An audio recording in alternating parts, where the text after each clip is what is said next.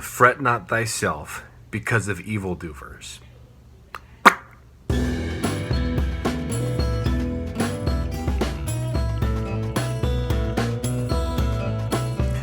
Hello everyone, I do apologize, I don't have my regular setup. I had to get my lights, my microphone, camera, and use them for something else this weekend, and I haven't had a chance to set them back up yet. And I could, but I don't want to wake up my kids, so I'm not going to do that. So that's why, for those listening, the audio quality is not as good as it normally is, and that's why, for you guys watching, that's why it looks the way that it does. But we're going to be in Psalm 37. Excited to dive right in, and I hope this is an encouragement to you. If you haven't, aren't used to my setup or how I do this, we do 10 episodes of the Biblicist podcast of the Monday show for one season. So this is the season finale of season 4. This has flown by.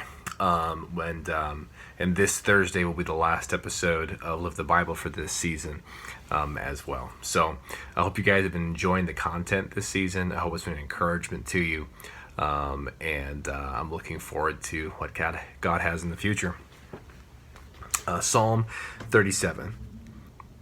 Fret not thyself because of evildoers, neither be thou envious against the workers of iniquity. For they shall soon be cut down like the grass, and wither as the green herb. So strong words being used against evildoers. And sometimes we can get really bogged down and really worried and really stressed out about evildoers in this world. But understand that judgment is coming. Verse 3, trust in the Lord and do good. So shalt thou dwell in the land, and verily thou shalt be fed. Delight thyself also in the Lord, and he shall give thee the desires of thine heart. Commit thy way unto the Lord. Trust also in him, and he shall bring it to pass. And he shall bring forth thy righteousness as the light, and thy judgment as the noonday. Rest in the Lord, and wait patiently for him. Fret not thyself because of him who prospereth in his way, because of the man who bringeth wicked devices to pass. Cease from anger, forsake wrath, fret not thyself in any wise to do evil. For evildoers shall be cut off, but those that wait upon the Lord, they shall inherit the earth.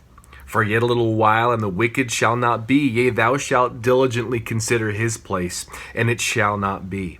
But the meek shall inherit the earth, and shall delight themselves in the abundance of peace. The wicked plotteth against the just, and gnasheth upon him with his teeth. The Lord shall laugh at him, for he seeth that his day is coming. The wicked have drawn out the sword, and have bent their bow to cast down the poor and needy, and to slay such as be of upright conversation. Their sword shall enter into their own heart, and their bows shall be broken. A little that a righteous man hath is better than the riches of many wicked. For the arms of the wicked shall be broken, but the Lord upholdeth the righteous. The Lord knoweth the days of the upright, and their inheritance shall be forever. They shall not be ashamed in the evil time, and in the days of famine they shall be satisfied. But the wicked shall perish, and the enemies of the Lord shall be as the fat of lambs. They shall consume into smoke, shall they consume away. The wicked borroweth and payeth not again, but the righteous showeth mercy and giveth. For such as be blessed of him shall inherit the earth, and they that be cursed of him shall be cut off.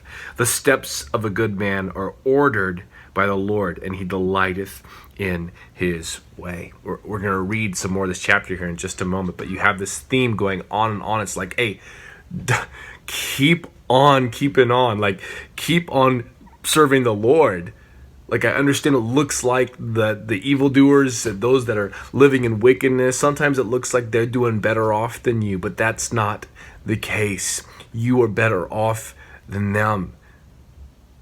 Those of us who've been redeemed by the grace of God, we are better off than those who have rejected God. we are better off. And make no mistake that it is because of God's blessing. It's because he has ordered this in our lives. He has reached out into us, given us his grace and his love. And through his grace and forgiveness and through his Holy Spirit, we've been able to trust in him. I understand we watch the news, we get frustrated, we see all the evil in the world. He's saying, trust me, their day is coming. Keep serving me, their day is coming.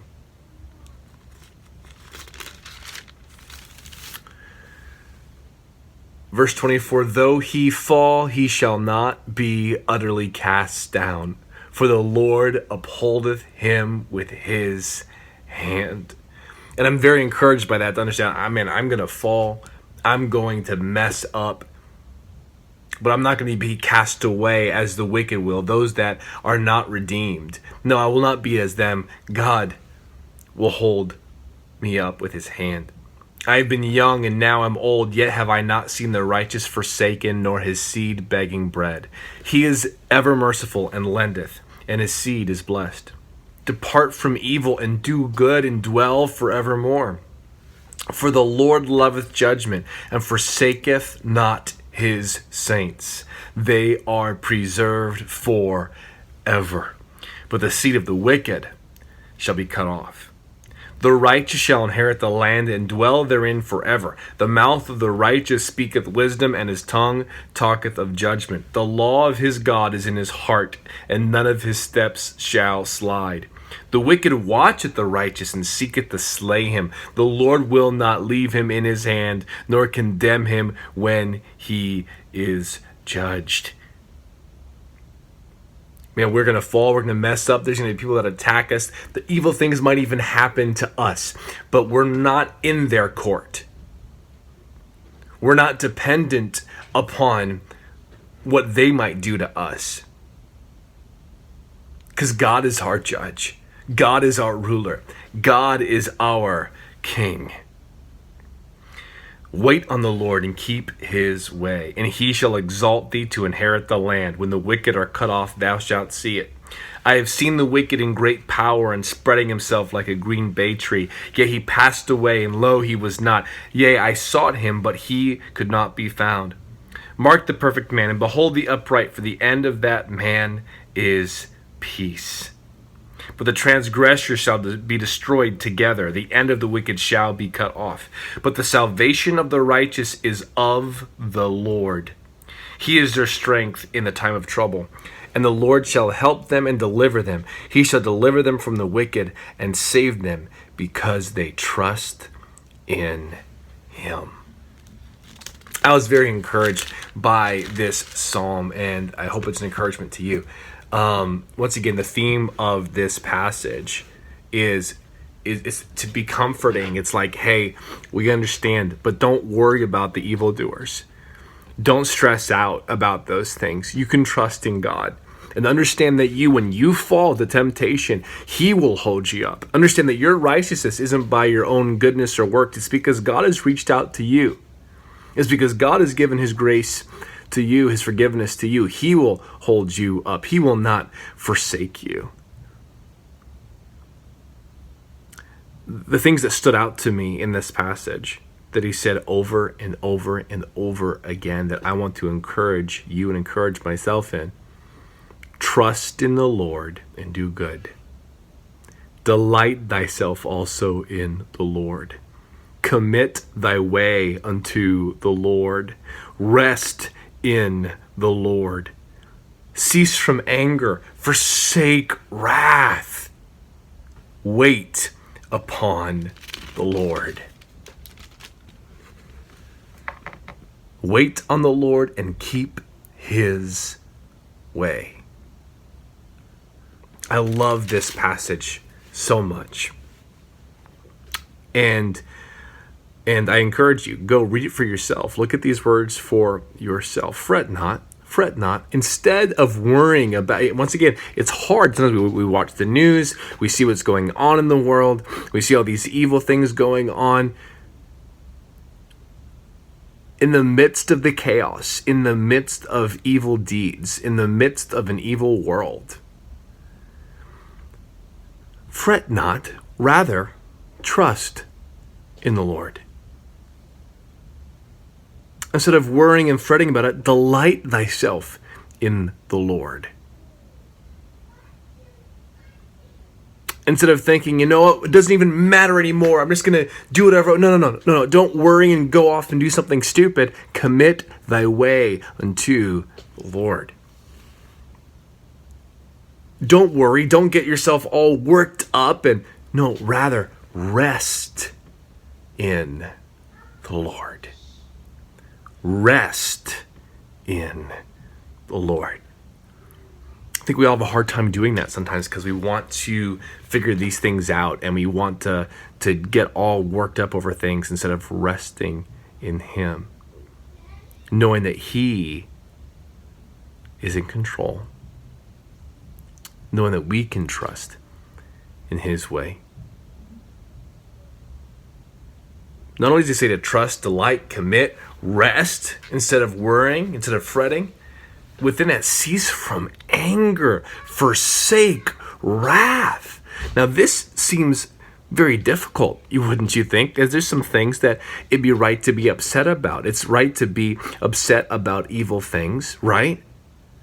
But here it says to cease from anger, forsake wrath. Fret not thyself in any wise to do evil. It says, don't get so angry and so mad that you're committing evil yourself, that you're saying things that you shouldn't say yourself.